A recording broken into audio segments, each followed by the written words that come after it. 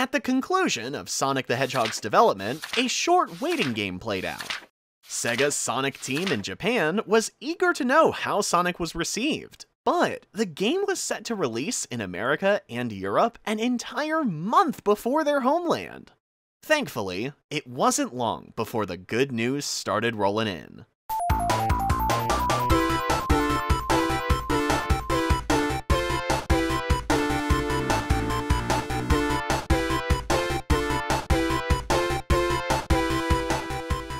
Over at the competition, Sega, they're touting their top game, Sonic the Hedgehog. Yeah, Sonic has an attitude. He races around at his speed, not at anyone else's speed. According to a 1997 interview for Sega magazine, Yuji Naka began to hear things from friends in distant places, and they wanted him to see Sonic's success in the West for himself. After the Sonic development ended, I started catching wind of rumors from Sega of America staff that Sonic had become a big hit in America. On this occasion, I was invited to come to America. They said the development offices were a sight to behold, plus they'd pay for the airfare. Silicon Valley was something of a mecca for us programmers, and I wanted to see for myself how Sonic was faring in America. So, right around the time Sonic released in Japan, I headed to America. On that trip, Yuji Naka was astounded by Sega's American offices, and Silicon Valley in general. He said that his experience touring the facility felt like being in a movie. Fascinated by the grandeur of Silicon Valley, Naka knew he wanted to work there at some point.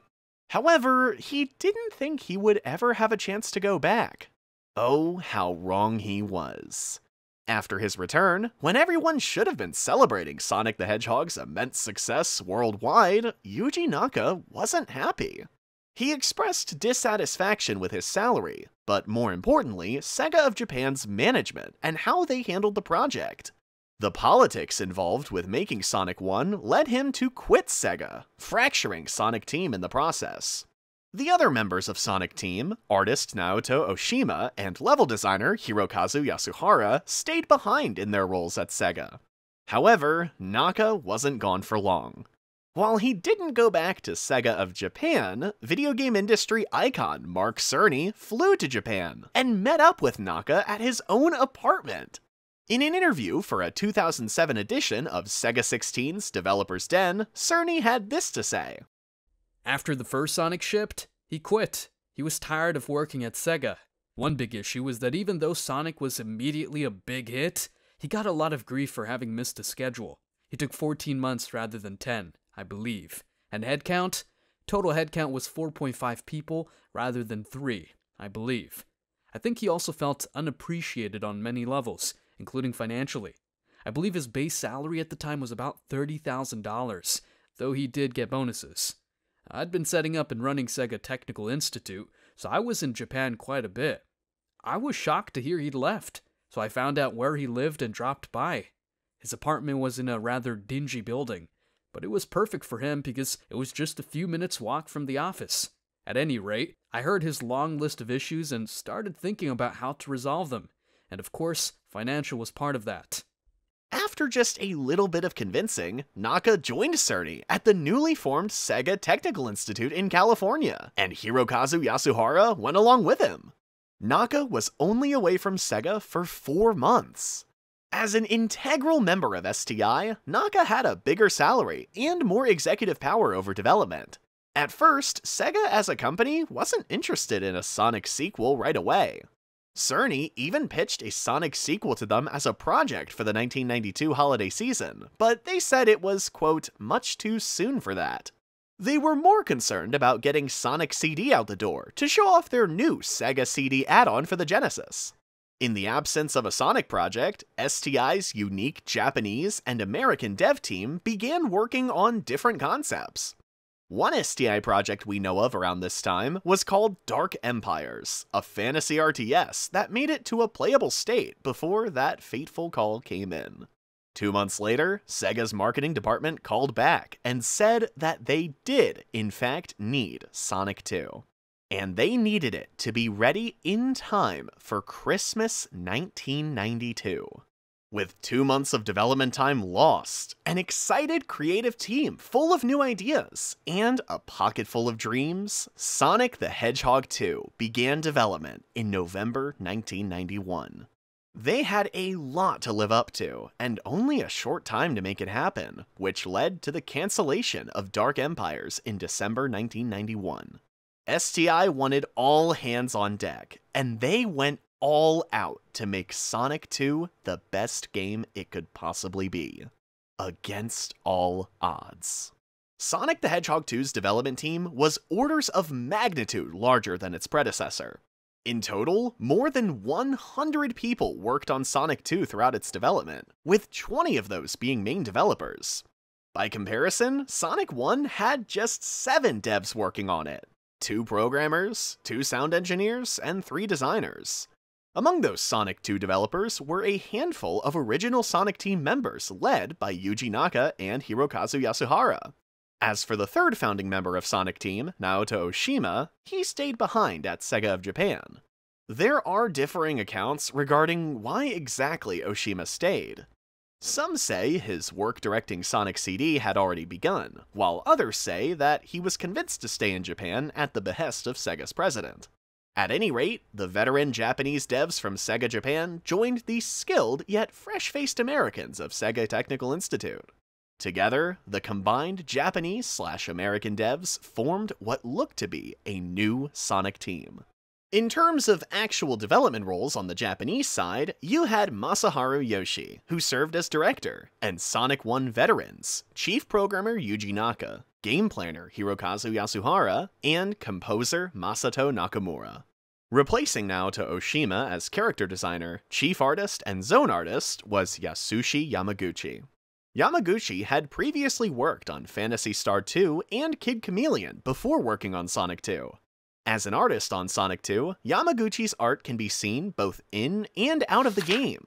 Yamaguchi had recently started using Photoshop when working on Sonic 2, and the concept art he created for the game is a mix of sketches digitized and colored within Photoshop.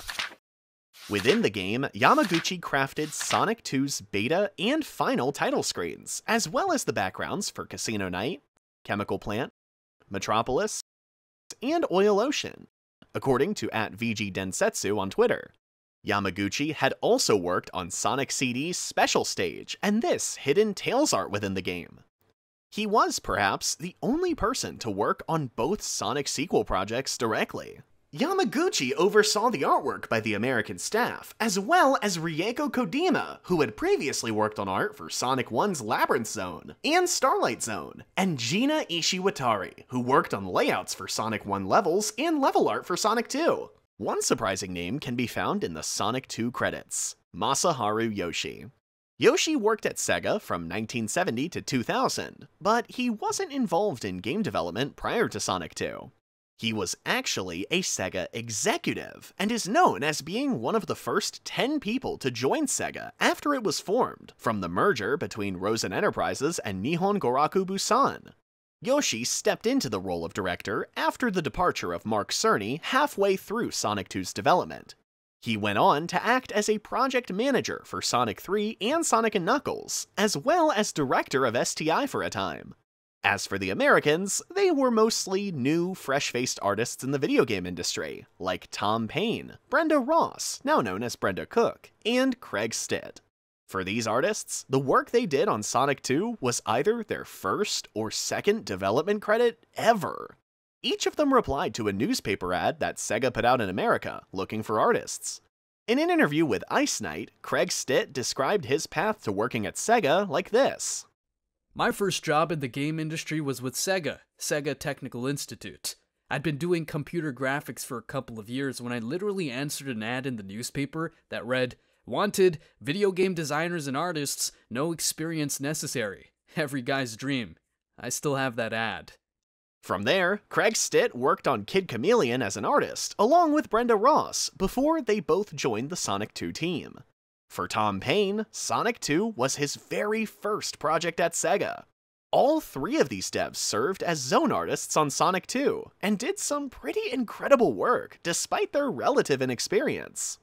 For reference, Tom Payne is responsible for the graphics of the infamous Genocide City Zone. Brenda Ross created graphics for Sandshower Zone, its alternate Winter Zone, and Wood Zone, and Craig Stit worked on Oil Ocean Zone and Hidden Palace Zone. You might have noticed that the majority of the work the Americans did has something in common. It was scrapped. Some might see this as a side effect of a major issue that arose in this new Sonic team. But the deletion of awesome work from talented creators is also just part of the game development process. Thankfully, Brenda, Craig, and Tom's work has found new life outside of their time at STI, thanks to dedicated Sonic fans who have become fascinated with the series' development, and they have been kind enough to share pieces of concept art and their own insight into their processes and experiences in the intervening years. We have deep dives into their work, complete with context from interviews they did much later coming up. Addressing this unusual combination of developers from different countries, this was ultimately Mark Cerny's plan for STI.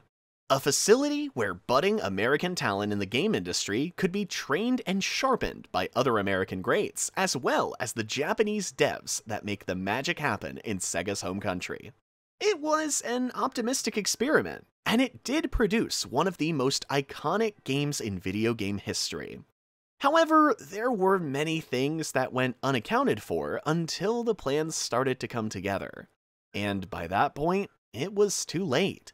Once development began picking up speed, the Japanese and American devs largely kept to themselves, and the internal structure of the studio as a whole looked more like Sonic Team and Sega Technical Institute, rather than a cohesive, singular team, due to differences in language and culture.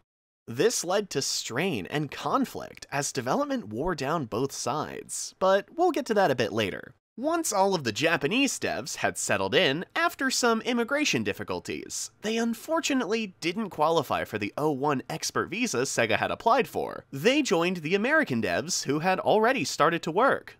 Then, development began in earnest. The first order of business in creating Sonic 2 was part of what ended up defining the end product: inventing another main character.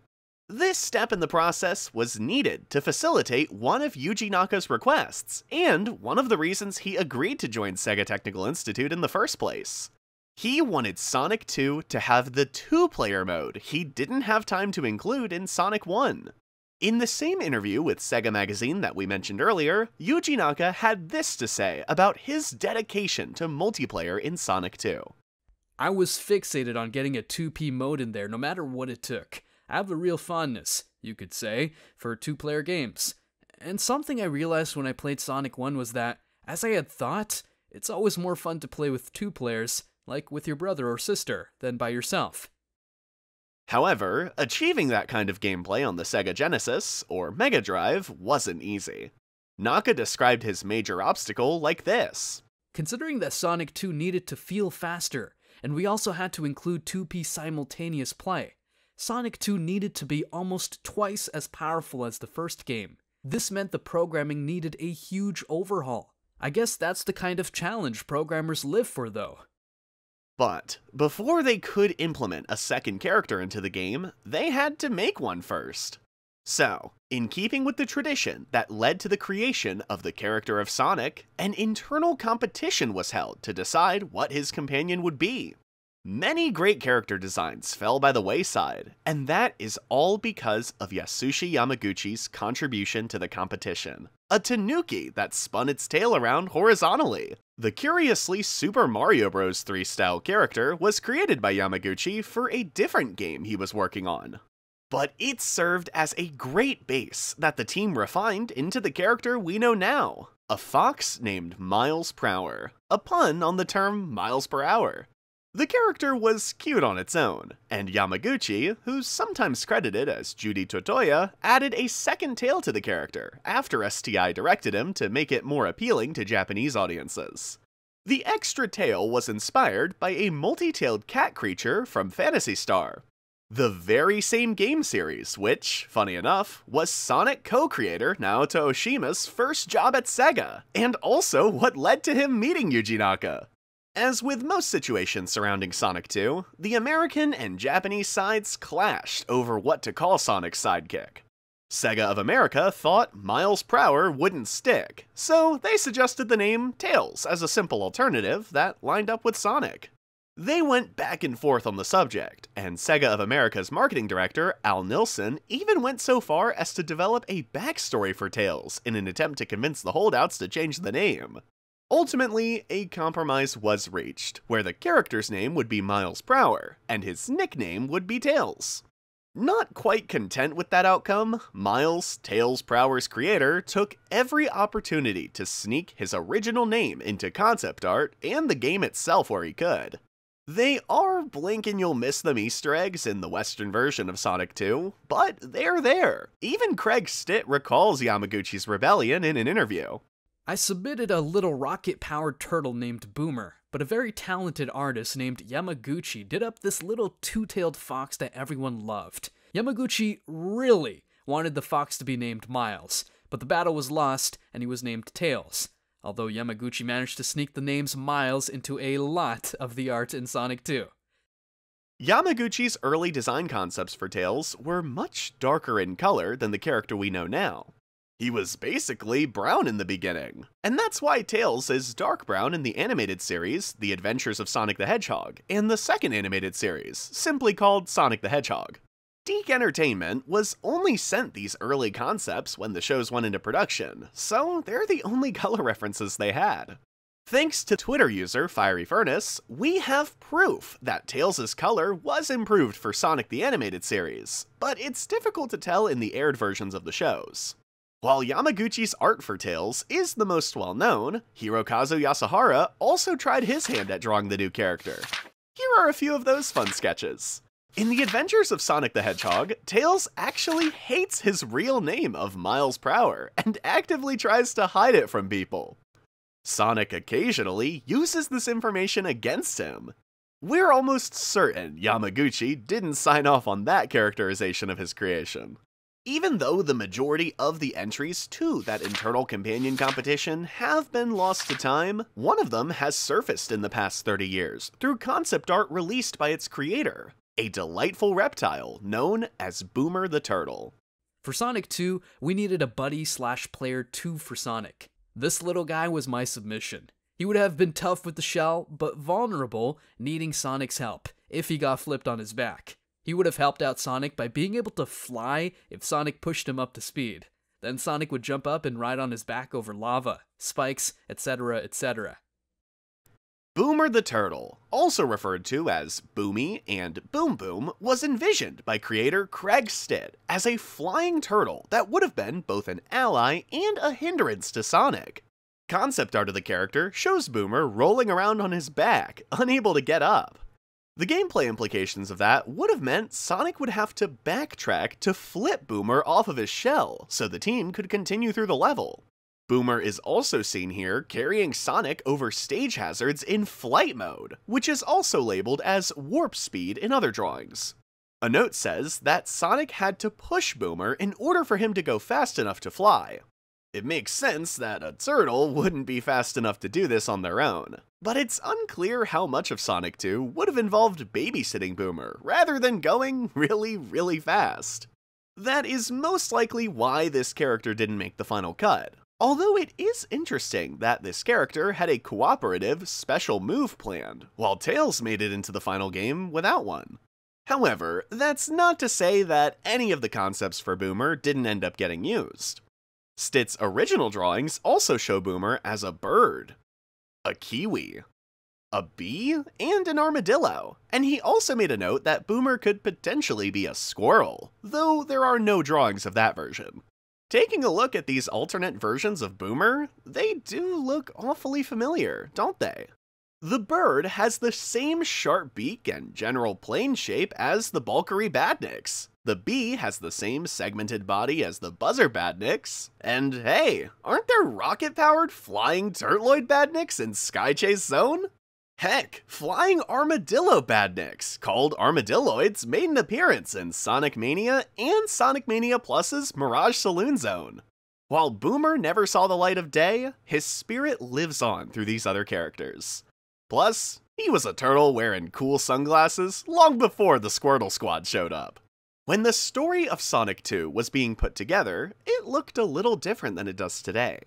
Early in development, the game was being planned as a time travel adventure, in which Sonic and Tails would chase Eggman back and forth through time, experiencing the same levels with major environmental changes based on whatever dastardly deeds Eggman accomplished through his time jumps.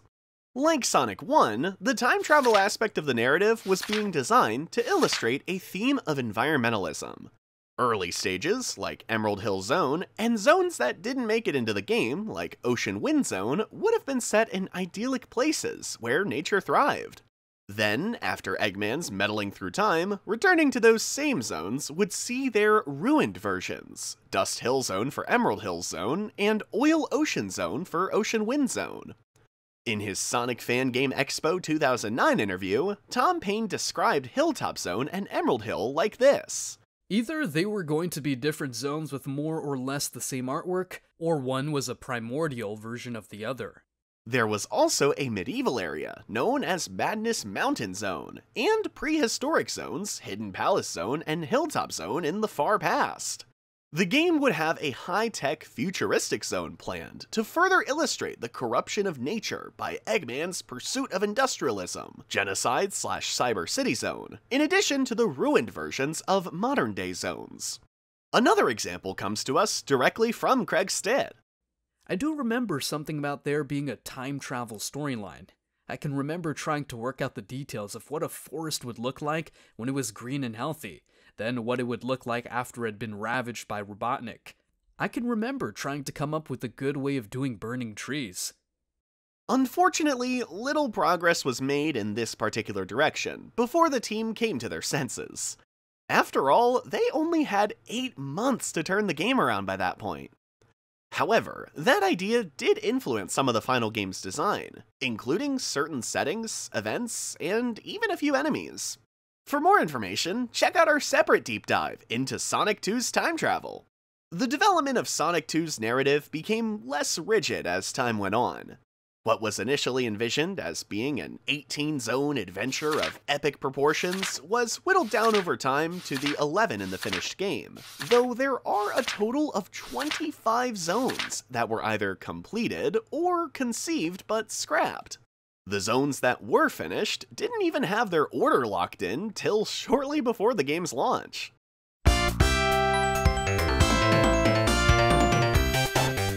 Sonic the Hedgehog's iconic music was composed by Masato Nakamura, a member of the late 80s J-pop band Dreams Come True. After the original game's release, Nakamura got famous and grew to celebrity status in Japan. So, when Sega approached the artist to compose the soundtrack for Sonic 2, Nakamura felt his work was worth more than what he had been paid to work on Sonic 1.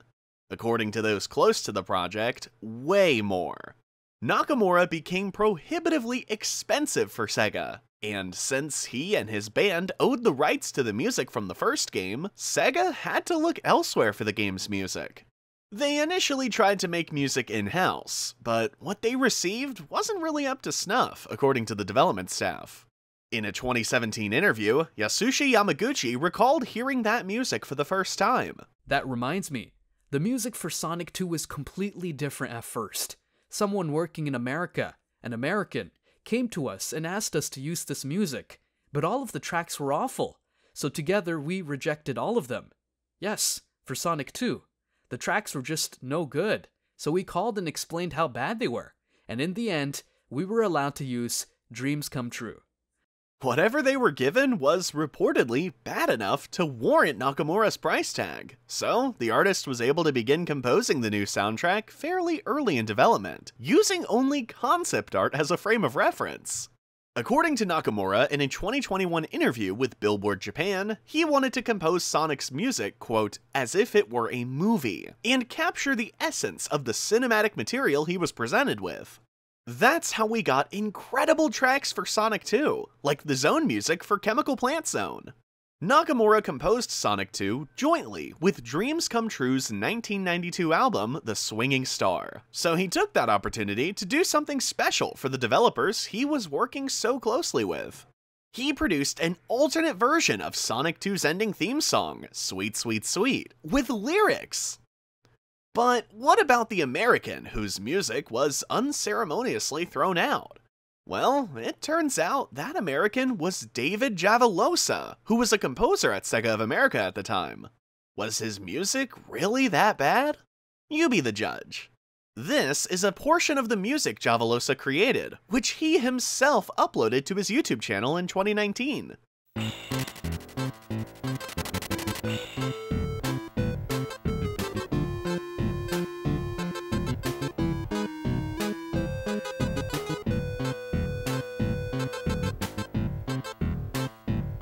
He has also uploaded other work he's done for Sega on the Sonic franchise, including some music for Dr. Robotnik's Mean Bean Machine. Early in Sonic 2's development timeline, it became clear that all of the team's grand ideas were never going to make it into the final game. There were just too many of them, and they had so little time to get the entire project wrapped up.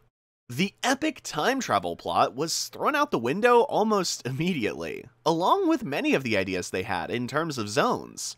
Unfortunately, zones that had already started development were also cancelled, resulting in much of Brenda Ross's work being thrown away. In her interview with Deviants, the artist said, "The last artists added to the team were myself and a guy named Craig Stit. Craig did the Hidden Palace Zone, which made it in. I came along later to create the Desert Winter Dust Hill Zone and the Wood Zone. There was a massive amount of pressure to finish the game, and my zones, and perhaps one other of Craig's, if I remember correctly, had to be scrapped. We were all upset, naturally, but that's the nature of the game industry. 50% of your stuff is likely not to be used." We know now that Hidden Palace Zone didn't actually make it into the final game, much to Craig Stit's dismay. This kind of sacrifice in the name of getting the game finished on time was to be expected, but this was also one of the first instances of the American side of the Sonic 2 team getting the short end of the stick. This isn't just a conclusion drawn based on our findings. Americans who worked on Sonic 2 have outright expressed a feeling of unfairness. Take this snippet from Craig Stit's interview with Ice Knight, for instance. My only complaint was that if art had to be cut out, it always seemed to be the Americans on the team whose art got cut. Sometimes this was because the art wasn't working, but on other occasions, I don't believe this was the case, such as with Hidden Palace, although I was never happy with the far background. However, this feeling could also be boiled down to a cultural difference. Speaking about the production of the game, Al Nilsson said this. Naka and the team really did a phenomenal job of editing what was going to be in the game, and weren't afraid to say, "I've been working on this for 4 months. It's not working. Let's take it out." In a lot of games, that isn't going to happen. It was just a great management of the project. Did Naka readily scrap all work that had been done if it was necessary to do so? Or did he prioritize the Japanese team's work over the Americans? Even if that wasn't the case, the language and culture barrier between the two sides definitely caused some friction. Reportedly, the majority of STI meetings during this time were held entirely in Japanese, but the only American fluent in this language was Mark Cerny, who was responsible for keeping the rest of the Americans up to speed. This understandably left the Americans feeling behind or out of the loop, which was compounded by their lack of experience compared to their Japanese counterparts, who were viewed as rock stars in their own right. Tom Paine had even said that working with them felt like, quote, getting a chance to play guitar with the Beatles. Making matters worse was the vast difference in work ethic between the two groups. Development crunch was nothing new to the Japanese devs, including Yamaguchi, who would stay in the office working through the night to fix the artist's mistakes, while the American staff would lock up their offices and go home for the night. The concept of a 9-to-5 job was baffling to the Japanese staff, especially with the short amount of time they had to complete everything. In the end, their differences were too great. Once Sonic 2 shipped, STI was basically a completely different entity from what Mark Cerny had envisioned. The Japanese split off into their own team, led by Yuji Naka, to work on Sonic 3 and then Sonic and Knuckles. An all-Japanese dev team was his requirement to make those games, while the Americans worked on separate projects. Perhaps worst of all, Mark Cerny left STI, deeming his experiment a failure in a 2006 interview with Sega 16. The Sega Technical Institute was a very volatile mix of people. Given half a chance, it kept falling apart at the seams. Part of the initial concept was that we would bring together two groups, fresh Americans who hadn't done much in the way of game development before, and experienced developers from the Japanese headquarters. The Japanese would mentor, the Americans would learn. This turned out to be a tremendous mistake. The Japanese didn't arrive until the Americans were already in place, as we had huge visa problems. Once they arrived, there were language problems and cultural problems too. I don't want to go into details, but it was unpleasant. Sonic 2 did ship, and the team that created it was half Japanese and half American, but after that, everyone said, no more. Sonic Spinball was done by the American staff, and Sonic 3 and Sonic and Knuckles were done by the Japanese. The unpleasantness he spoke of was reportedly the rising tensions between the Japanese and American teams, which led to him feeling that the Americans were not being treated with respect. There are also rumors that an altercation between Yuji Naka and Mark Cerny occurred, in which Naka dived over a cubicle in an attempt to strangle Cerny. Those are unconfirmed rumors, of course, but we would definitely describe that as unpleasant. Masaharu Yoshi took Cerny's place after he left, and oversaw the remainder of Sonic 2's development. Cerny has stated that he left towards the end of that period, but Yoshi himself has said that he took over roughly halfway through. As for Yuji Naka, he has been reported to be difficult to work with since even before Sonic 2's development. He seems to have operated on a my way or the highway mentality, which Sega was willing to work around since he was the co-creator of their biggest moneymaker, and they needed new Sonic games like Clockwork. He's notorious for rubbing people the wrong way, and Craig Stit didn't mince words when discussing Naka, calling him, quote, an arrogant pain in the ass who was never interested in working with Americans. It wasn't all bad though. Stand-in director Masaharu Yoshi praised the American bug-checking process, stating that their work made the development in America worth it, despite the conflicts. According to Yoshi, the bug-checking the Americans did was much more thorough than what would have been done in Japan. Because of the cramped development time and the boundless creativity of the team behind the game, there was an awful lot of content that had to be cut from Sonic 2 in order for it to be released on time. Thankfully, we have learned about much of this cut content over the past several decades, through interviews, research, and, most importantly, ROM leaks. The first build of Sonic 2 to be leaked was the Simon Y prototype. It's far from finished, but its discovery jump-started the fascination with Sonic game prototypes, and video game prototypes in general. The build is dated August 1992, but it was leaked in 1998 by the prototype's namesake, Simon Y, who found it on a Chinese GeoCities page. No one knows for sure where the ROM image of the prototype actually came from, but some say it was leaked even earlier in September 1992 via BBS. In a 2005 interview with GameSpy, Yuji Naka himself has said that it came from a demo cartridge that was stolen. I'd really like to get that back. I guess we know what happened to that now. You see, back in mid-1992, we had taken a demonstration cartridge to a toy show in New York. It wound up being stolen, and although we searched and searched all over, it was never found. The discovery of this prototype led to a massively engaged Sonic fandom, with websites like Sonic Stuff Research Group, Simon Y's Sonic 2 beta page, and Secrets of Sonic Team organizing fans for their crusade. The Simon Y prototype even inspired fans of video games and video game history to create their own preservation initiatives, including Frank Cifaldi and his Video Game History Foundation. VGHF has done great work identifying, obtaining, and preserving many different projects over the years, including their recent unveiling of never-before-seen art and sprite work from the scrapped zones of Sonic 2's American artists. We'll reference those findings in the following section, but you should also check out VGHF's video on the subject. It's really enlightening, and makes the first significant discovery in Sonic 2 development lore in many years. Originally planned as the second zone in the game after Emerald Hill Zone, Ocean Wind Zone was set to take place in a coastal area that would have seen Sonic racing over twisted piers and craggy rock structures. Colored concept art of the scrapped zone, created by Yamaguchi, was released as part of the Sonic the Hedgehog 25th Anniversary art book.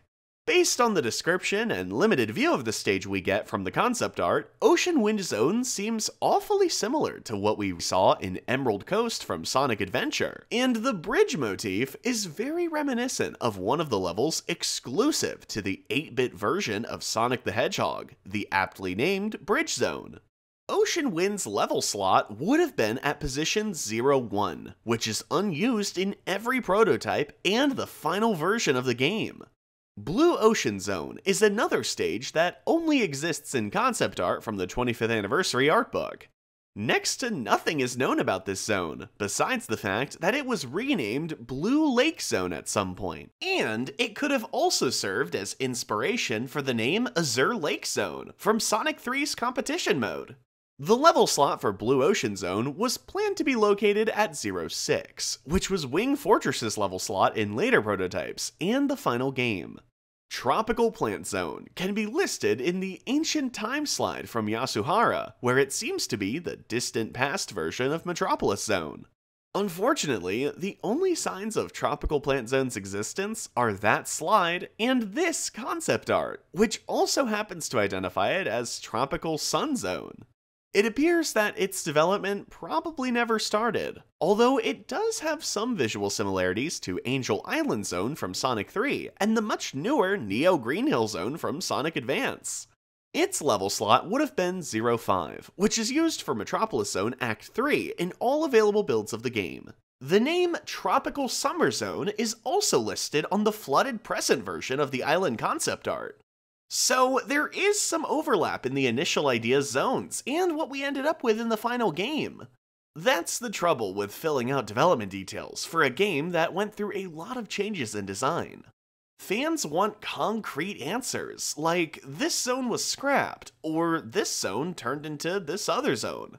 But the reality is, many assets and features were combined, moved around, and shifted until they fit together into what we got in the final release. The only mention you'll find of Olympus Zone is the Ancient Time slide from Yasuhara's presentation. That same presentation at Digital Dragons 2017 noted this specific zone as a hidden shrine, and Yasuhara himself also referred to it as the Shrine. With that information, we can draw the conclusion that that could have been an early iteration of Hidden Palace Zone. This image from the 25th Anniversary art book is the only mention of Emerald Isle Zone. Noting the stone pillars, general architecture, and the fact a separate underwater route is visible, this also might be an early version of Aquatic Ruin Zone, or maybe ideas for multiple zones were combined to create this one. Created by American artist Brenda Ross, Sand Shower Zone was said to be the desert-themed level for Sonic 2. It was created at a time when the time travel aspect of Sonic 2 was being considered, so it had two versions in planning, a sandy desert version and a snowy winter version. This information was revealed in an interview between Ross and Deviants, in which the zone is repeatedly referred to as Dust Hill Zone, the placeholder name for Mystic Cave Zone in the Simon Y prototype, and a common mix-up in the Sonic community. Dust Hill Zone is also the name used for the ruined, now 2 version of Green Hill Zone, as seen in the time travel slides provided by Yasuhara in 2017. In contrast to Sand Shower Zone, which resides on the opposite side of the island in the original Now slide, where Genocide City Zone is located in the future. A visual mock-up of Sand Shower Zone was used in some promotional material, including this image from a November/December 1992 Sears, Roebuck & Co. magazine. Thanks to VGHF, we now also have the original sprite work created by Brenda Ross. As you can see, there are animated elements in this zone, such as the cactus flowers and the rushing sand in the bottom left corner. These entirely new discoveries add an extra dimension to what we know about Sand Shower Zone. This blurry concept art is from MTV's Sonic and Knuckles competition that covered Sonic 3 and Knuckles development. It's considered ice cap concept art for Sonic 3, but appears similar to the cut Winter Zone of Sonic 2. Even more similar than Ice Cap Zone, perhaps. We know that much of Sonic 2's concept art was reused for Sonic 3 and Knuckles. So maybe this winter concept art, or a version of it, existed during Sonic 2's development. Concept art of possible enemies for this scrapped zone exists as rough sketches in this image. There are several different versions of an exploding cactus Badnik, what looks to be an armadillo Badnik, and a human? That's probably just a mindless sketch that has nothing to do with Sonic 2, but it is a little strange. Also, in the promotional mock-up and Ross's sprite work for Sand Shower Zone, you can see the head of a gator Badnik in the top right corner. That same enemy can be seen in these pieces of concept art. This gator Badnik has shown up in a few other places, most notably in the Nick Arcade prototype, which we'll talk about shortly, and Simon Y prototypes, but was ultimately not used in the final game. The Badnik's design struck a chord with someone though, because it also made several appearances in the Sonic the Hedgehog comic series. There was also a planned palette swap for Sand Shower Zone that would have transformed it into Winter Zone halfway through. The new zone would have traded in the sand for snow, and cacti for Christmas trees, also created by Brenda Ross. Again, thanks to VGHF, we now have an official visual of what the Winter Zone would have looked like. Just take a look at those trees! How festive! Sand Shower Zone's level slot would have been at memory address 03, the very same one used for Emerald Hill Zone in the Nick Arcade prototype. In all other prototypes and the final version, 03 is unused. The Nick Arcade prototype's origins can be traced to the children's game show Nick Arcade, which featured two teams going head-to-head in video game trivia as well as competitive games inspired by the classics. It would also feature new or upcoming games as challenges, which is where this prototype comes in. It's not known if it's exactly the same build as the one played by Melissa Joan Hart in this segment, or even when this particular build was made, but it appears to be very close to what was presented on the show.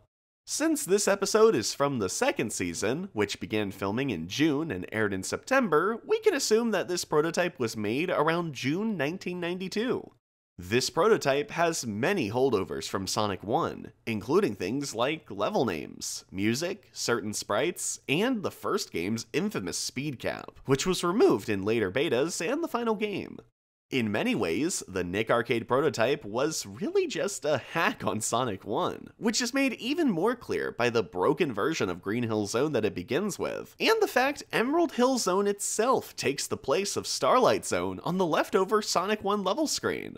It was also riddled with graphical glitches, as well as missing entire levels and enemies, though it does feature Chemical Plant Zone and Hilltop Zone, two of the earliest implemented zones in the game. It does feature a version of Tails that is controllable by player 2, but he can't complete a level without Sonic, and he only has simple AI at this point, copying Sonic's every move. Not found in the Nick Arcade or any prototype, Rock World Zone is a bit of a mystery. It appears in the sketches of West Side Island that show how it would have changed over the course of the time travel narrative, and would have appeared in the Ancient Time and Now 2 timelines, where Sand Shower Zone was supposed to be. As Rock World Zone was cut so early in development, it is likely the least complete of all of the scrapped zones. It doesn't even have sprites or a layout, and it is only referenced in the West Side Island time travel sketches and the concept art for a particular scrapped enemy called Bamper. The Bamper Badnik, likely a bad translation of Bumper, would have shown up in Rock World Zone. This concept art shows that Bamper would have been a rock-like Badnik with springs attached to it. Those springs would have bounced Sonic away if the attack angle wasn't just right. Below Bamper's artwork, you can see what looks like an early version of the Crawl Bamper from the finished version of Casino Night Zone. It's possible that Bamper's concept morphed into this finished enemy. Rock World Zone's level slot would have been 09, which is unused in every prototype of Sonic 2 as well as the final version. The scrapped zone Genocide City, or Cyber City, is one of the most fascinating aspects of Sonic 2. Its visuals were created by another American artist named Tom Payne, though it was envisioned by Hirokazu Yasuhara and Yasushi Yamaguchi. A ton of concept art and designs were created for the zone between Yamaguchi and Payne, but it unfortunately became another casualty of the decision to ditch the time travel narrative. It was supposed to be a dystopian version of Metropolis Zone, with its own graphics and layout. Those concepts refer to the zone as Genocide City, a strangely violent and scary name for a level in a Sonic game. According to Payne, this name was chosen by the Japanese devs because it sounded dangerous, and they didn't really know what it meant. The zone's name was changed to Cyber City prior to being scrapped.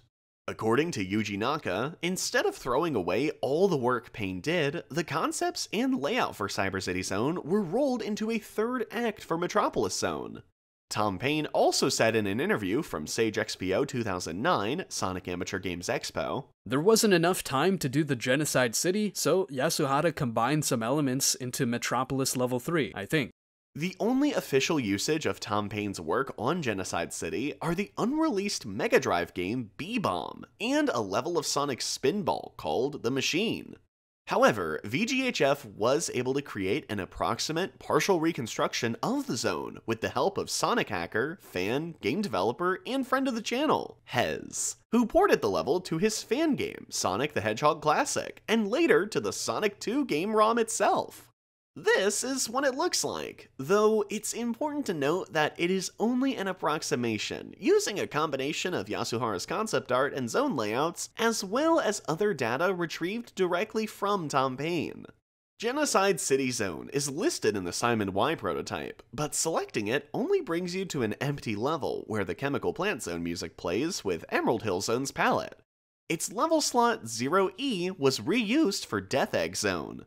Sonic 2's Wood Zone is a well-known lost level that first appeared in the Simon Y prototype, and later appeared in the August 21st, 1992 and September 14th, 1992 prototypes, although in a limited capacity. You could only move past the start of the level with debug mode, and even then, there wasn't much to see besides the conveyor belts from Metropolis Zone. However, based on the early time travel map sketches, Wood Zone would have been narratively connected to Casino Night Zone, and not Metropolis Zone, as some have speculated in the past.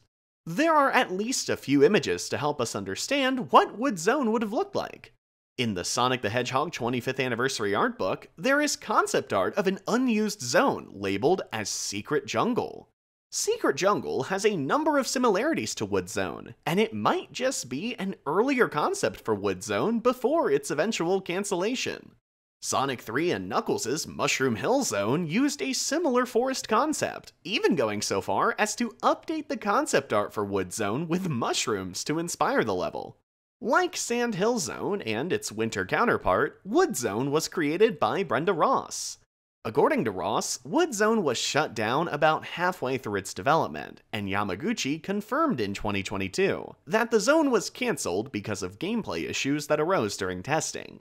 Like Sand Shower Zone, VGHF was able to retrieve Brenda Ross's early work on Wood Zone, which shows more animated elements, including a set of retracting spikes, a conveyor belt, and, of course, the rings. The retracting spikes are noticeably absent from the prototypes that Wood Zone is featured in. Wood Zone's level slot was 02 in all prototypes. The concept art available for this scrapped zone, Madness Mountain, shows what looks to be a reimagining of Sonic 1's Marble Zone. A trap-filled mountain zone showed up in the Game Gear version of Sonic 2, though it doesn't look anything like the Madness Mountain Zone concept art. From this concept art, we can tell that the climactic last battle in space, or Death Egg Zone, was planned to be a much bigger area than the short boss rush it is in the final game. We can see Sonic running on the outside of the Death Egg structure in outer space, which looks like it could be an homage to Star Wars Episode 4's trench run scene. In several of the early prototypes, beginning with Simon Y, the last battle in space exists in the 1-0 level slot. In the final game, that slot is occupied by Sky Chase. It's also worth noting that Death Egg Zone does actually have its own zone music, but you barely hear it because the zone quickly transitions into boss fights. The music was probably created at a time when Death Egg Zone was a complete level, rather than a shortened boss rush.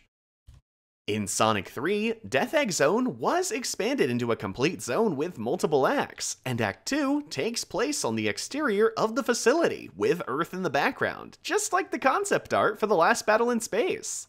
Sonic 2's Hidden Palace Zone is one of the most well-known pieces of cut content in video game history. In fact, it became so prevalent that it inspired the creation of hiddenpalace.org, one of the largest communities dedicated to the preservation of video game history. As for the zone itself, it was actually one of the first ones to enter development alongside Emerald Hill, Hilltop, and Chemical Plant Zone.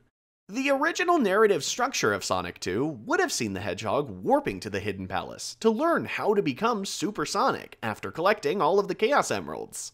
The creator of the majority of the graphics for the zone, Craig Stit, has also stated that Hidden Palace was meant to be a hidden zone within Mystic Cave. Unfortunately, Hidden Palace Zone didn't make it into the final game. In an interview with Power Up Gaming promoting Sonic the Hedgehog 2 Remastered, Christian Whitehead revealed the reason why. We'd received feedback from Sonic Team that the original team were not happy with how the level was panning out during development back in the day. Some of the first comments we had received were that Sonic could not move through the stage fluidly and fast, and as a result, didn't have the right feel for Sonic. While it was never implemented in the original release of Sonic 2, many aspects of Hidden Palace Zone still exist in the final game's data, including music, a title card, and a level select icon. Craig Stit's art for Hidden Palace Zone was reused elsewhere. The design of toxic caves in Sonic Spinballs, and the glowing bridges and spheres in Sonic 3's Ice Cap Zone should look familiar, and the name and concept were utilized in Sonic 3 and Knuckles. Stit also used some graphics from this zone for a cancelled STI project known as Segapede or Astropede. That project was in the works between 94 and 95, though it's believed that he only used the graphics to save time on making new assets for a playable demo. It's likely that the graphics would have been replaced with new work if it had gotten further into production before being cancelled. Hidden Palace Zone has different level slots depending on the build. In the Nick Arcade prototype, it exists at 04, taking the place of Marvel Zone. From the Simon Y build on, it exists in the 08 slot. In an interview with Ice Knight, Craig Stit recalls working on a circus-themed zone. I can remember working up some ideas for a circus level, with big clown heads and a roller coaster. I know that there were other ideas, but that was a long time ago and a lot of levels have gone through this head in that time. There are no other mentions or points of reference for this zone outside of this interview, but a similar themed zone showed up in Sonic 3 in the form of Carnival Night Zone. Most of the zone could be seen as roller coaster-like, although there are no clowns. Unless you include the fight with Eggman at the end.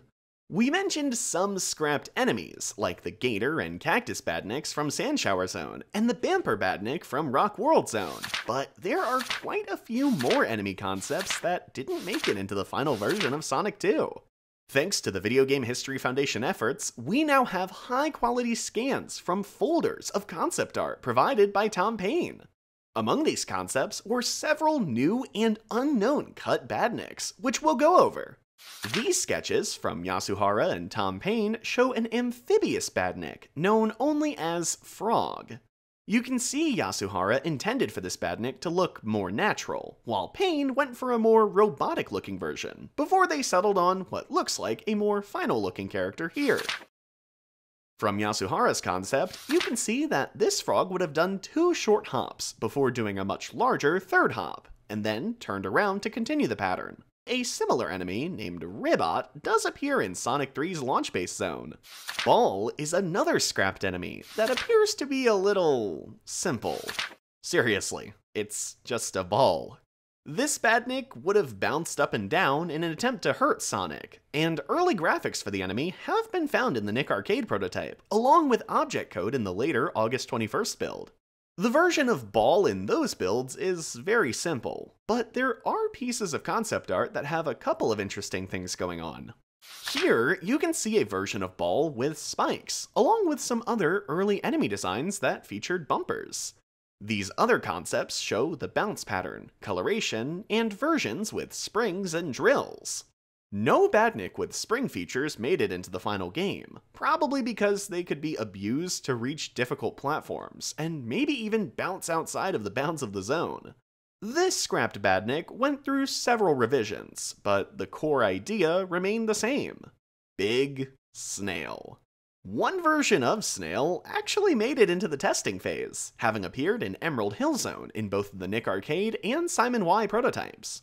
That version had a metal shell with spikes, a single wheel, and rockets that it used to simply charge toward the player when they came in range. This Badnik dynamic duo was planned to appear in Chemical Plant Zone. The primary Badnik, Bubbler's mother, would attack by passing Sonic and dropping secondary Bubbler Badniks all around. The Bubblers would then, appropriately, bubble before exploding and doing damage. Given their three-eyed, fish-like design, it's clear that Bubbler's mother would swim by Sonic in the underwater portions of Chemical Plant Zone Act 2. Notes made on these pieces of concept art let us know that Bubbler and Bubbler's mother were meant to be purplish, but the more finished concept shows a traditional orangey-red metal Badnik. Like Ball, Bubbler and Bubbler's mother were almost implemented. Graphics for the Badniks exist in the Nick Arcade prototype, and object code has been found in the August 21st build. You might have also noticed that the sketches of these Badniks feature early versions of a couple of zone titles, Chemical Factory Zone and Secret Palace. While a dinosaur-based Badnik did make it to the finished version of Sonic 2, Hilltop Zone's lava-swelling Rexon Badniks, there were more dinosaur Badniks that were left on the cutting room floor. First was the Stegway. Also known as the Stego, you might think that this Badnik was based on a Stegosaurus. However, it is clearly supposed to be a wheeled Triceratops, and the name might be a holdover from a Stegosaurus version of the Badnik that was being considered shown here. In these pieces of concept art, you can see the Badnik's very distinctive shape. Segways would have appeared in Hidden Palace Zone if that zone had been included in Sonic 2's initial release, and can actually be interacted with in some early prototypes. If you use debug mode in the Nick Arcade or Simon Y prototypes version of Hidden Palace Zone, you can glitch a Stegway sprite into the game, which will then act as a normal enemy. It seems to share an attack pattern with Snail, as it would charge at the player when they're within range. Segway might have been scrapped, but it lived on in IDW's Sonic the Hedgehog comic, as seen here. In those sketches, you can also see a T-Rex Badnik.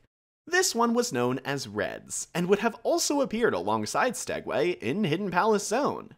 It can be found in the Nick Arcade and Simon Y prototypes using the same method as Stegway.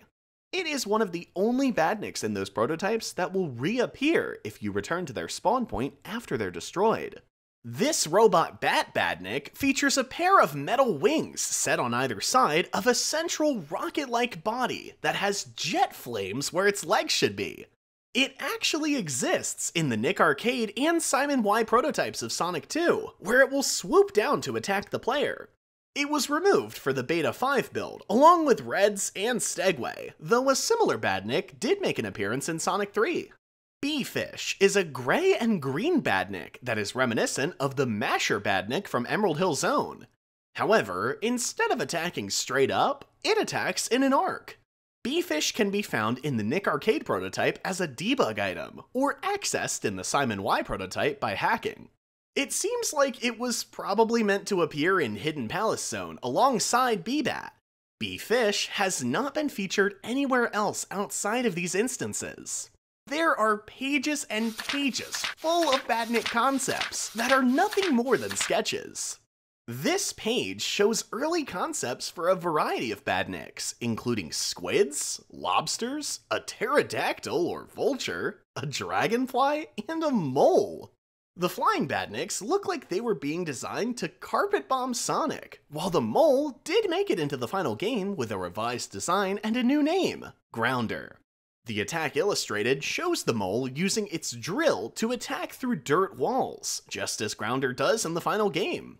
Presumably, the squid and lobster would have been featured in underwater levels, Here we can see a penguin badnik with a spring for a beak, and the beginnings of a porcupine badnik. A whole page of Tom's files were dedicated to this pig badnik. Here's a page with the pig looking a bit like a cannon. No doubt ready to shoot some kind of projectile in Sonic's direction. Tom even did concepts based on ants and scorpions. This page shows work on snakes, frogs, scorpions, and chameleons. Here are some potential whales, sharks, and manta ray badniks. When the beta stopped and Sonic 2's development reached the end of its 9-month sprint, the final game was released, with 20 acts spread over 11 unique zones. Emerald Hill Zone is the very first stage of Sonic 2, and looks pretty familiar to anyone who's played Sonic 1. Emerald Hill Zone is the legally distinct version of Green Hill Zone, and contains many of the same waterfalls, loops, and flowers as the original zone. However, it does not have any totem poles. The zone introduced the corkscrew path, which became an iconic feature of Sonic 2, and a recurring zone feature in subsequent Sonic games. Some fans believe that the zone is called Emerald Hill because it has enough checkpoints to obtain all 7 Chaos Emeralds before it ends, but that's not the case according to Yuji Naka. Apparently, the dev team was doing a location test at a shopping center near San Francisco, where they came across a town called Emerald Hill. Since it was so similar to Green Hill Zone, they decided to spin dash with it. Emerald Hill Zone is home to Flicky the Bird and Ricky the Squirrel, and Buzzer, Coconuts, and Masher Badniks, which can all be seen in this piece of concept art created by Yasushi Yamaguchi. Hirokazu Yasuhara also drew his own versions of these characters, although they are a little more simple. Since Emerald Hill Zone is so similar to Green Hill Zone, there doesn't seem to be any concept art of the location. However, there are a few sketches created by Hirokazu Yasuhara, which are concepts for zone features like hidden paths, diagonal spring launchers, and the corkscrew path. He also created a zone logo for each stage, including Emerald Hill Zone. The zone boss of Emerald Hill Zone is Drill Eggman, aka Egg Drillster. After the comfortable familiarity of Emerald Hill Zone, Sonic 2 begins to shine with its second location, the wholly original Chemical Plant Zone. The highly industrial stage, backed by a city skyline, has become instantly recognizable over time, and has even become a fan favorite, returning in later games such as Sonic Mania, Sonic Forces, and Sonic Generations. Among the many loops, twisting tracks, and ominous blue blobs were the first ever appearance of speed boosters, which are baseball pitching machine-like constructs that Sonic can pass through to zoom up to top speed instantly. One of the trickiest stage hazards in Sonic 2 is the toxic purple liquid that fills the stage after a certain point, something the manual refers to as Mega Mac. This is probably a misspelling of Mega Muck, as seen in the cartoon series. In the Sonic Jam official guide, Yuji Naka stated that Chemical Plant Zone was originally supposed to appear much later in the game. At a point in development where the game had 18 total zones, Chemical Plant would have come after 10. It was moved up after the zone count got cut down to 11. Chemical Plant Zone is made more dangerous by the Grabber and Spiny Badniks, which can be seen in this concept art created by Yamaguchi, and these by Yasuhara. Yasuhara also created concept designs for many of Chemical Plant's defining features, like the double helix tubes, crushing blocks, moving platforms, and tricky platforms, as well as the zone logo. The zone boss of Chemical Plant Zone is Water Eggman, aka Egg Poison. Some of the first promotional images of Sonic 2 were taken from Chemical Plant Zone, which showed the industrial architecture of the double helix tubes and metal loops. In the Nick Arcade prototype, which is essentially a modified version of Sonic 1, Chemical Plant takes the place of Marble Zone. Every Sonic game needs an underwater level, and Aquatic Ruin Zone fulfilled that purpose for Sonic 2. While it is the third zone in the final game, it is actually the very first in the Simon Y prototype, and was oddly enough titled Neo Green Hill Zone in several prototypes. Aquatic Ruin Zone stands out with its clear intent of taking place in the ruins of some kind of civilization. The architecture differs throughout the zone, but appears to be Greek-inspired. While it's possible to pass through the majority of both acts above the water, the upper structures of Aquatic Ruin Zone are treacherous and intersect with the lower ones. Pillars and pathways crumble and break underneath Sonic as he passes over them, really driving home the idea that this is an ancient place. There are also arrow shooting traps that can damage Sonic. The enemies of Aquatic Ruin Zone are Grounder, Wisp, and Chop Chop Badniks, and you can free Flicky the Bird and Pecky the Penguin from these Badniks. Yasuhara's sketches show concepts for the arrow-shooting columns, falling columns, and the moving platforms found in the zone. There's also this piece of concept art, which is labeled Emerald Isle, but looks an awful lot like what Aquatic Ruin Zone became. Like Chemical Plant Zone, Aquatic Ruin Zone was also shown off in an early promotional material, with shots that revealed its unique architecture and special loops. The zone boss of Aquatic Ruin Zone is Hammer Eggman, aka Egg Hammer. All of the glitz and glamour of Las Vegas is perfectly captured in the fourth zone of Sonic 2, Casino Night Zone. As its name suggests, Casino Night Zone takes place at night in a city of Westside Island.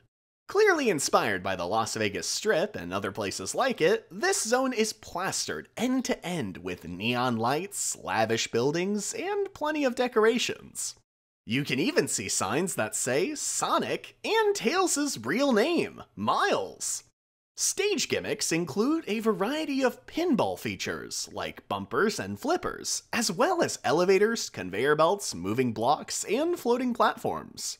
It's also possible to land Sonic inside of a slot machine, which will cause the reels to spin and pay out or take away 100 rings if you get all Eggmans. This inclusion is the result of what Yuji Naka calls entertainment research, which consisted of 4-hour trips in the car with the Sonic 2 dev team to visit Las Vegas and gamble in the casinos. Casino Night Zone only has a single enemy, the crab-like Crawl Badnik, which uses a bumper to protect itself from the front. For some reason, Yasuhara has more concepts for zone features in this zone than any other, with the standard bumpers, flat triangle bumpers, flippers, pinball launchers, and slot machines all receiving their own sketches. Additionally, there is this colored concept art that shows a different color scheme from what was used in the final game. The art used in the Simon Y prototype is vastly different than what can be found in the final game, taking on a card-based aesthetic with lots of pinks instead of the gold and blue of the final game. The zone boss for Casino Night Zone is Catcher Eggman, aka Egg Claw. Sonic 2's fifth zone goes back to a more natural location, the towering pine trees, rolling green fields, and dangerous pockets of underground magma of Hilltop Zone. Originally, it replaced Scrap Brain Zone from Sonic 1 in our earliest known prototypes. Hilltop Zone takes place at the highest altitudes of Westside Island, as you can tell from the cloud line throughout the zone. Other features of the zone are vine chairlifts, seesaws, and occasional loops. This zone is notable for being multi-layered, just like Aquatic Ruin Zone, except the underground portion is much less friendly. The pockets of volcanic activity that Sonic can speed into are anything but safe. Especially when the ground beneath Sonic begins to tremble and shake, signaling an earthquake. Curiously, Hilltop Zone shares a number of assets with Emerald Hill Zone, although they have been slightly modified and recolored. There's a theory that explains this, but we'll talk about that in a later section.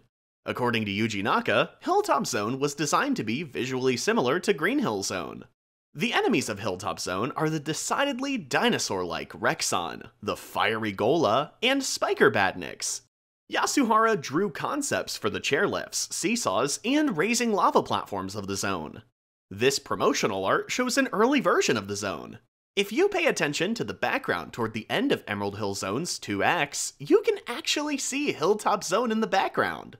The zone boss of Hilltop Zone is Submarine Eggman, aka Egg Scorcher Mark II. The 6th zone of Sonic 2 is Mystic Cave Zone. Deep in the mountain ranges of Westside Island, there are caverns and passageways that have been dug out by Eggman in his search for the Chaos Emeralds. The zone is dangerous, filled with collapsing bridges, crushing rock pillars, and the infamous, inescapable pit of spikes in Act 2, among other things. If Mystic Cave Zone gives you the creeps, there's a reason for that. Even in Yuji Naka's opinion, the zone has the feel of a haunted house. He's also stated that there was much more planned for Mystic Cave Zone, with Sonic encountering a lake, a mountain, and a construction site before the end of the zone at one point in the concept phase of development. This zone was also referred to in several gaming magazines leading up to its release as Dust Hill Zone, since that was the name present in the Simon Y, Alpha, and pre-beta prototypes. The enemies of Mystic Cave Zone are the Extending Crawlton and Blinding Flasher Badniks, which are based on centipedes and lightning bugs respectively. Yasuhara drew concepts for the vine switches, moving spikes, and iron balls of the zone. The boss of Mystic Cave Zone is Drill Eggman 2, aka Egg Digger. Oil Ocean Zone takes place on and around an oil refinery built by Eggman, which is dumping oil into the ocean and damaging the environment. This oil lines the bottom of the stage and is so thick that Sonic can actually stand on it, but he'll eventually sink into it and drown if he stands too long. Oil Ocean Zone is one of the most visually striking zones in the game, with purple walkways, gray metal towers, and massive green tanks, all of which are set against a backdrop of a bright orange sky. Features of the zone include oil slides, industrial fans that block paths and lift Sonic up into the air, rocket-propelled launchers, and steam vents.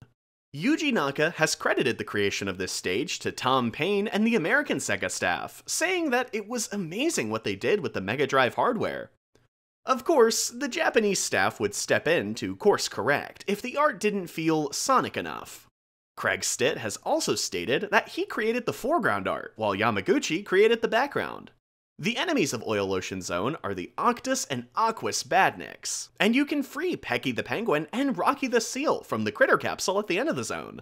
Yasuhara's concept art includes designs for the sliding sections, floating fans, and steam launchers. There are also these early promotional shots of Oil Ocean Zone that appeared in the summer of 1992.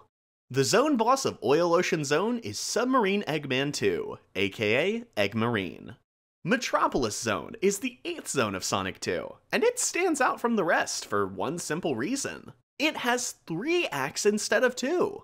It is yet another highly industrialized zone, where metal machinery makes up the majority of the visuals, but it also manages to look completely different from Chemical Plant Zone. As it turns out, there's a good reason for that. According to this tweet, Yasuhara actually intended for this zone to take place within the interior of a blimp. Metropolis Zone is Eggman's capital city, and is comprised of different shapes and colors with interactable brass pipe transporters, conveyor belts, pistons, gears, and cylinders. Dangers of this zone include crushers, spikes, and even pools of molten metal that have to be traversed with moving platforms and interactive bridges. There are also screws that can be tightened or loosened depending on which way you run while standing on them, which can crush you if you loosen them too close to the ceiling. In the Simon Y prototype, you could actually walk on the molten metal as it had not been flagged in-game as harmful. Metropolis Zone was created by artist Tom Payne, an American who's known for also creating the legendary scrapped Genocide City Zone. That zone was cut due to lack of time, but parts of it were still used in Metropolis Zone's Act 3. Yuji Naka stated that they didn't want to waste an entire map that had already been created.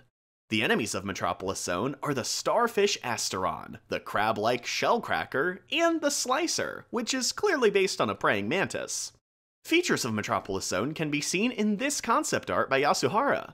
Thanks to Tom Payne, there is a ton of concept art for this zone that gives us a look at how it was conceptualized and designed. These concepts cover everything from coloration to map creation and even different elements within it, such as traps and other features.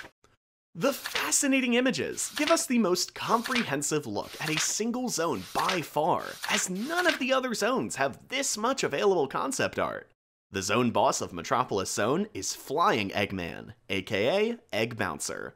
Sonic and Tails take to the beautiful blue skies above West Side Island in the 9th zone of Sonic 2, Sky Chase Zone. This single-act zone is unique in that it is entirely auto-scrolling and doesn't feature running of any kind. Tails pilots a biplane called the Tornado, while Sonic stands on the wings to attack enemy Badniks as they show up. Thankfully, it's not possible for Sonic or Tails to fall to their doom. The Tornado moves to catch the player wherever they jump. Unless the spin dash is used, then the Tornado won't be able to keep up. Because of that, the only real danger in Sky Chase Zone comes from the enemies, which are the Valkyrie, Nebula, and Turtloid Badniks. Here are some of Yasuhara's concepts for Sky Chase. There is no zone boss for Sky Chase Zone, but the location of the next zone does appear toward the end of Sky Chase, Wing Fortress Zone. After getting shot down by a laser barrage, Sonic and Tails have to fight across Eggman's airship in the 10th area of the game, Wing Fortress Zone. Wing Fortress is notable for containing 2 of the 3 in-game cutscenes in Sonic 2. The first is when they get shot down, and the second is at the end of the zone as Eggman escapes.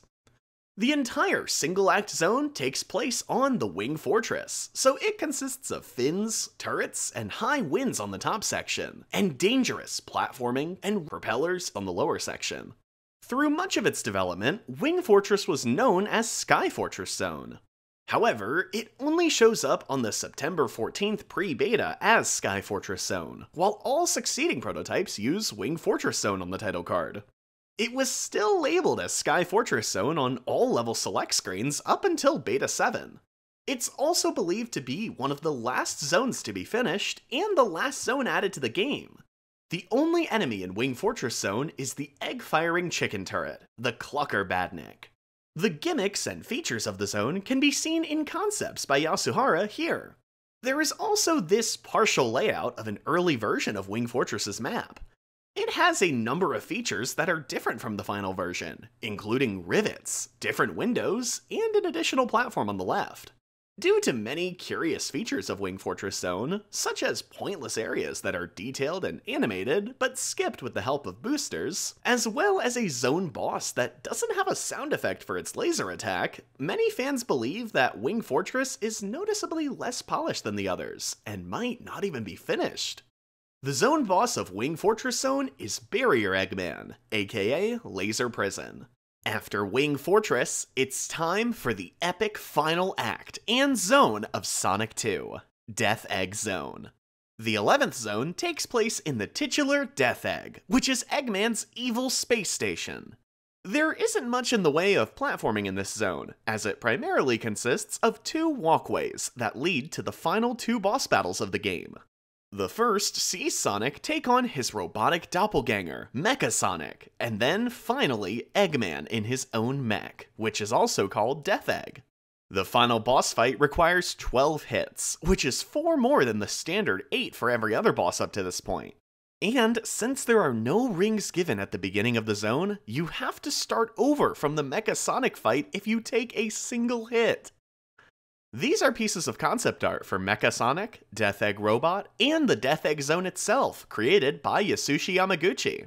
If you look closely at the Mecha Sonic concept art, you'll notice the badge on its shoulder that is emblazoned with the letters MS. This indicates that the originally intended name for the character was likely Mecha Sonic, rather than the Robo Sonic it's sometimes confused for. Given his name and cold, metallic visual design, the badge initials could also be seen as an homage to Mechagodzilla, a character that clearly inspired Mecha Sonic, and also has initials on its arm. At the conclusion of the Death Egg fight, you will have reached the end of the game. If you collected all 7 Chaos Emeralds, you'll get the good ending, in which Super Sonic flies next to the tornado. If you didn't get all of the emeralds, Tails will catch Sonic on the tornado as he falls out of the exploding Death Egg. New zones weren't the only draw to Sonic's new sequel. The team had devised a way to present pseudo 3D special stages that allowed the player to traverse into the 3rd dimension. Tubes were created by Tim Skelly in 3D before being rasterized and downsized into tile sets that could be repeated to recreate the original shape. Skelly used the same technique to create the corkscrews in Emerald Hill Zone and the 3D roller cage in Metropolis Zone. Twitter user Tidmouth asked special stage sprite artist Yasushi Yamaguchi why Sonic had an extra 3rd quill on his back in the special stages. Yamaguchi responded that he only had in-game sprites from Sonic 1 as a reference, and assumed Sonic had a third spike. Speaking of inaccuracies, where is Sonic's tail?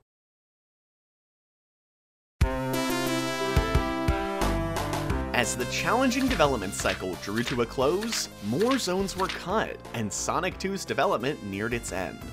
Work on the game continued all the way up to just before release, and the game wasn't even playable from start to finish until the last 2 days of development. Those final days were no cakewalk either. As the deadline approached, the dev team realized that their game had outgrown the 4 MB cartridge they intended to use, which was the same size cart Sonic 1 used. Scrambling to finish the game in time for Thanksgiving, Masaharu Yoshii went to Sega of Japan for guidance. Managing Director Daisaburo Sakurai got in touch with Sega Enterprises president Hayao Nakayama, who cleared a more expensive cart with double the space in order to avoid a crushing delay. With the bigger cartridges ordered and the bug checking completed, all that was left was for the Sonic 2 source code to be shipped to Japan for production. Not wanting to take any risks, Sega sent copies of the finished code on 2 separate planes, just in case something happened in transit. There was a resounding sigh of relief that radiated throughout the entire team once the game was shipped, and everyone came together to celebrate in the STI warehouse, despite whatever differences or issues they might have had over the previous 9 months. In a 2020 oral history review with Masaharu Yoshii, he described that day like this. On the day that Sonic 2 shipped, we all gathered in the warehouse and celebrated by eating a massive cake with Sonic drawn on it. The cake was the same dark blue color as Sonic, and it was so sweet that I thought my teeth were going to fall out. That was a well-deserved celebration, no doubt. But it wasn't the only celebration being put on for Sonic 2. In early 1992, Sega began a massive $10 million marketing blitz for the mega Sonic sequel. The blue blur was everywhere. In magazines with images of levels that wouldn't be in the final game, on TV with endless commercials, and appearances on Nick Arcade, and even in airports. Sega of America arranged for 50 people in Sonic gear to greet the planes arriving at Heathrow Airport with copies of the new game, an event they called the Great Sonic 2 Shipment. Sega knew that Sonic 2 was going to be their biggest game of the year, and they wanted to make sure it arrived with a bang. In North America and Europe, that meant turning Tuesday, November 24th, 1992, into Sonic Tuesday. Teaser posters began to pop up everywhere, daring Sonic fans. Are you up to it? Special t-shirts were handed out with every Sonic 2 pre-order, and special events filled with celebrities were held in the USA and Europe to mark the historic release. Japan had already been enjoying the game for 3 days by that point. It was released on November 21st in that region, but even they got to enjoy Sonic Tuesday. At one point, even the game cartridge itself was going to be extra flashy in celebration of Sonic. Al Nilsson revealed in 2014 that the Sonic 2 cartridge was once planned to have holographic labels that looked like this. It would have been too expensive for mass production, but one of these labels was used for the Nick Arcade prototype cartridge. The worldwide excitement for Sonic 2 was palpable, and the sales reflected that.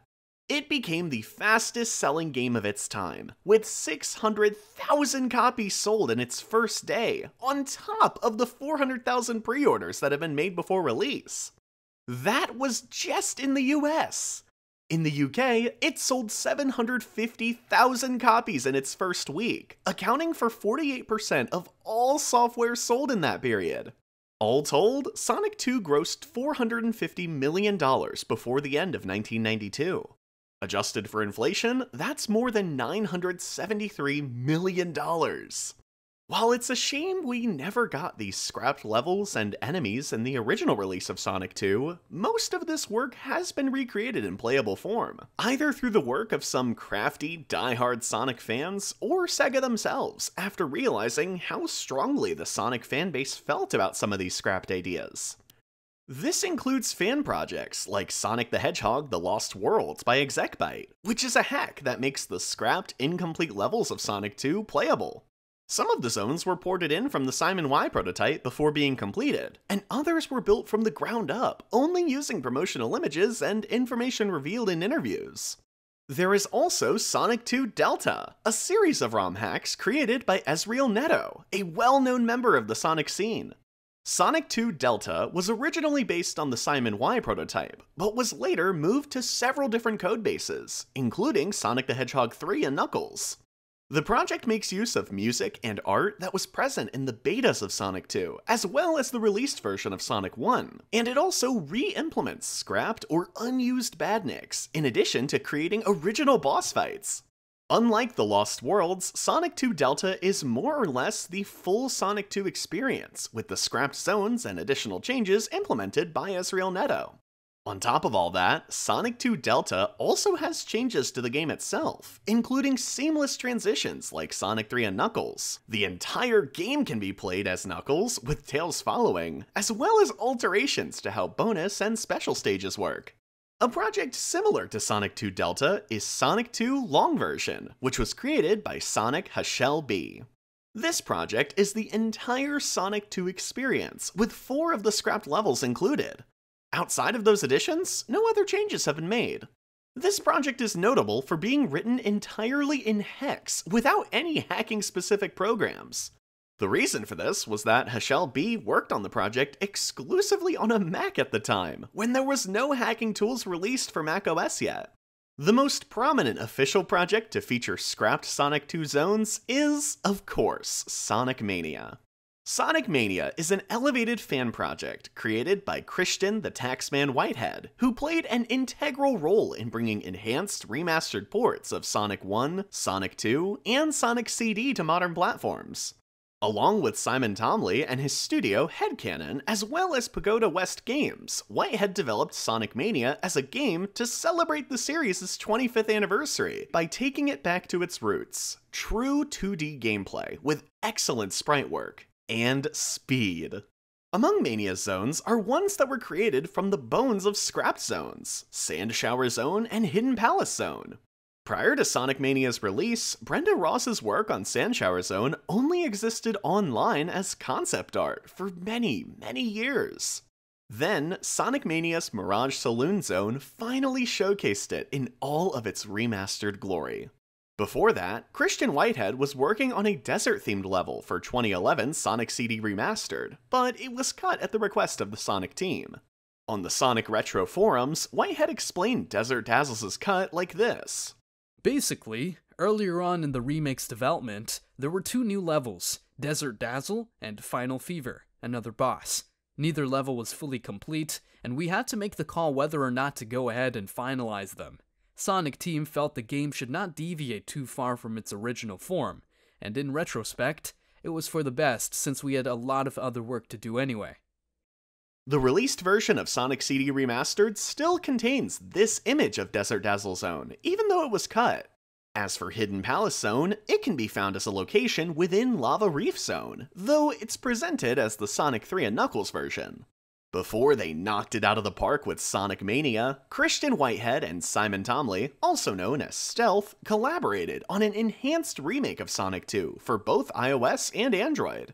It featured the full lineup of zones from the original game, along with a fully implemented version of Hidden Palace Zone, and was built on the same game engine they used to update Sonic CD in 2011, the Retro Engine.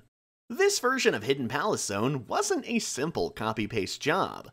It was reworked and remade from the ground up, based on various assets from the Sonic 2 prototypes, and features a layout that was created just for this version of the game. It has new gimmicks that weren't part of the original plans, such as rocket-powered ziplines, water pipes that blast the player through tubes, and functional curved water slides, along with springs that are concealed by large emeralds. Instead of being accessible through normal gameplay, Hidden Palace Zone could only be reached by falling into a pit in Mystic Cave Zone. This entrance was well hidden, because this same pit in the original game was full of spikes, and completely inescapable. Once in Hidden Palace, you can see that Taxman and Stealth also implemented a few scrapped enemies: Reds, Bebat, and Stegway. This remake also introduces an original Badnik, Jelly-Ignite, which patrols the water-filled sections of Hidden Palace Zone. Along with these Badniks, this remake also features the glorious debut of B-Bat, as well as Bubbler, Bubbler's mother, and Snail through the game's debug mode. For all of the stress and hardship that the development team went through, Sonic 2 turned out to be something truly special. Even with all of its cut content and the few bugs that slipped through, it is considered by many to be one of the greatest games ever made. It proved Sega had something that could stand up to Nintendo, and made them a force to be reckoned with in the 16-bit era. It gave the Genesis hardware a much-needed sales boost, and it became the blueprint for what a great video game sequel could and should be. But perhaps most importantly, it sparked the imaginations of the millions of people who played it. People who've grown up to create games like Spark the Electric Jester, Freedom Planet, and others. It also continues to inspire fan projects born out of a deep love for the Sonic franchise, including the projects previously mentioned, as well as Sonic Time Twisted, a game made by GameFAQs Special's owner, Overbound. So, when you think about Sonic 2, don't think about the internal conflicts and development hardships. Think about how every time you hear the spin dash sound effect, you feel like a kid again. If only for just a second.